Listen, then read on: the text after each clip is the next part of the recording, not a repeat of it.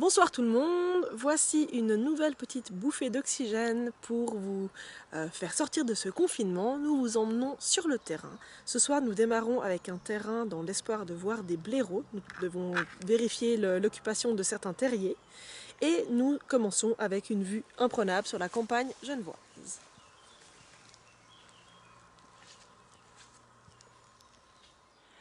Certains terriers peuvent être monitorés directement par un affût et d'autres doivent être monitorés indirectement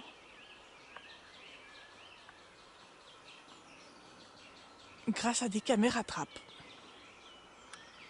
Nous venons de voir partir un renard, donc il y a de fortes chances que ce renard ait élu domicile dans le terrier dans un ancien terrier de blaireaux.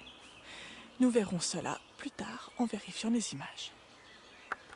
Pour d'autres terriers, on doit malheureusement vérifier en temps réel si les blaireaux sortent. Nous avons donc construit un affût et nous attendons qu'il fasse nuit pour que les blaireaux sortent.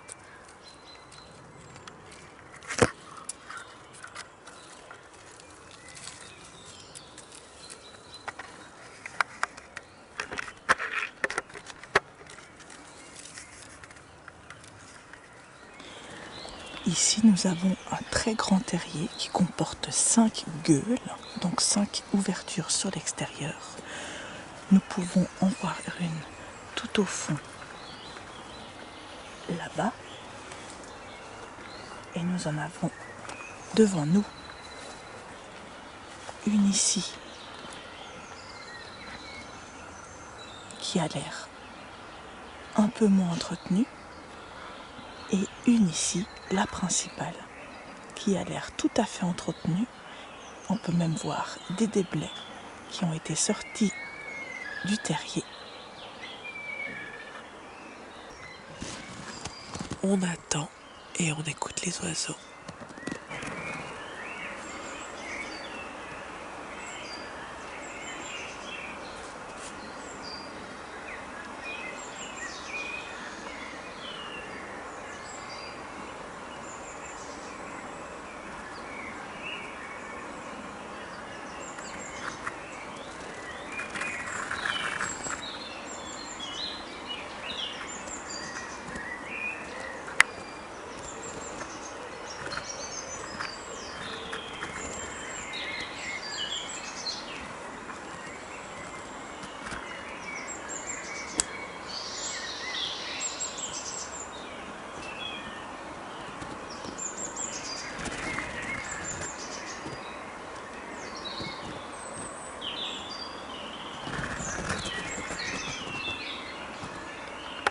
Voilà. Le terrain blaireau est terminé. Nous avons eu la chance de voir un individu adulte qui sortait d'une des gueules de terrier. Nous n'avons malheureusement pas pu le prendre en image parce qu'il faisait déjà trop sombre. Mais voilà, nous sommes maintenant au début des tables de Verbois pour commencer le terrain crapaud.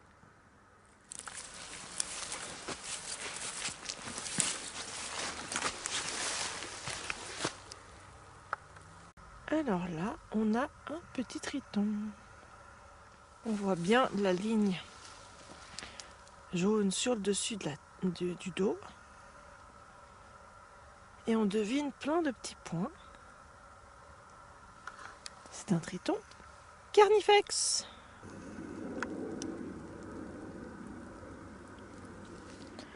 Dans le moindre petit point d'eau que nous allons pouvoir avoir entre le printemps et la fin de l'été, il y a tout de suite beaucoup de vie qui s'y développe, notamment ces espèces de mini-asticots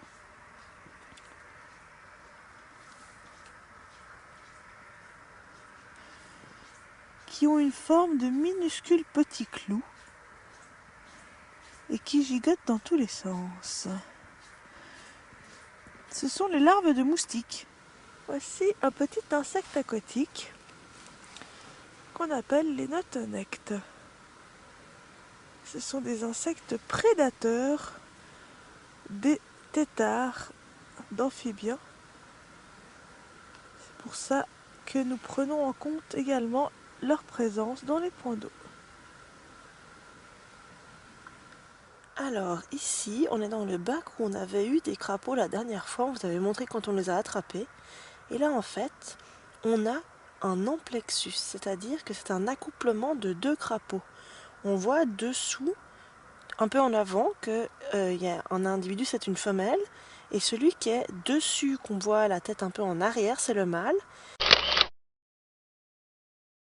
Pour sexer un crapaud sonneur, il faut regarder les coudes, car c'est grâce à cette partie-là qu'il en serre la femelle lors de l'accouplement. Et pour ne pas glisser, car un amphibien mouillé, autant vous dire que ça glisse, il y a ce qu'on appelle des callosités nuptiales chez les mâles qui font office d'antidérapants.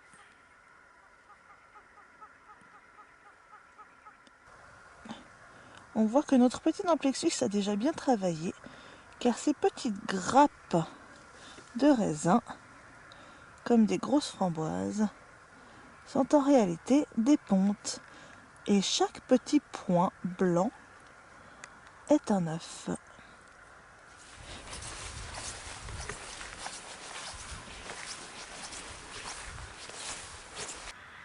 Et pour finir la soirée, voilà encore d'autres amphibiens, comme la grenouille rieuse, que nous pouvons entendre en arrière-plan également.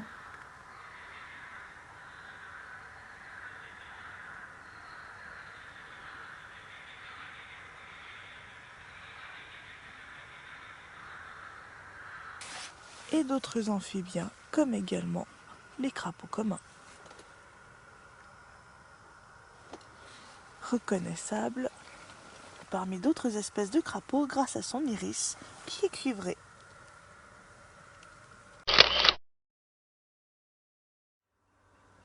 Et voilà, notre deuxième session de terrain qui se termine gentiment. Il est 2 h du matin, on commence à être un petit peu fatigué. On est en train de rejoindre la voiture, mais on est quand même contente de la soirée puisqu'on a eu plein de crapauds.